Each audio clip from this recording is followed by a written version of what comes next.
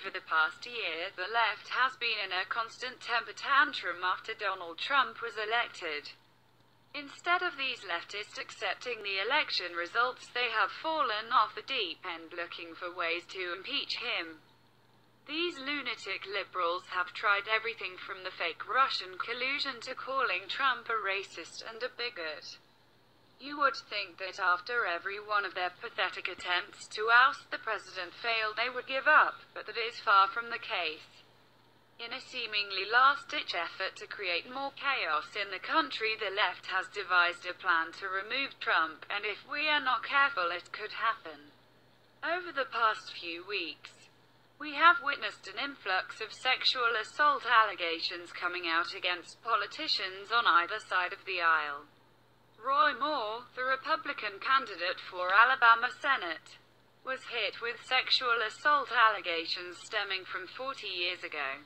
Even though the claims were hardly corroborated and the chief accuser conceded that she did lie, the damage was already done. And Moore lost to the ultra-liberal Doug Jones last night. Soon after, Moore was accused of sexual impropriety. The #MeToo campaign took hold as women logged onto social media recounting their stories of sexual assault at the hands of high-powered politicians. Then allegations against Democrat Senator Al Franken and Congressman John Conyers emerged, and the two resigned from office. Now, you may be asking yourself, how does this tie into pressuring President Trump to step down from office?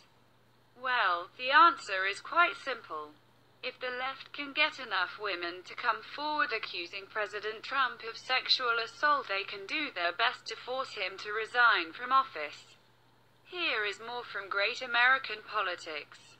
Due to the decaying culture and values of America and Donald Trump's agenda to restore many of those values, Donald Trump is hated and despised by a large sector of the population. They have been trying to find ways to prevent Trump from taking office and then ways to get to him out of office now that he has been inaugurated. Democrats had put their hopes in the Russian election interference investigations, but so far, that seems to be backfiring on them, as there has been more evidence linking the Clinton campaign with the Russians than the Trump campaign. One House Democrat believed he could lead an effort to impeach President Trump and remove him from office. But that effort was soundly defeated, with a majority of Democrats voting to table the resolution. So, how can they possibly get rid of Trump? Me Too. Several women tried to prevent Trump from winning the election by making sexual allegations against him. But Trump denied the allegations and believed they were handled since no hard evidence was ever presented. Now the Me Too craze is causing several members of Congress to resign suddenly.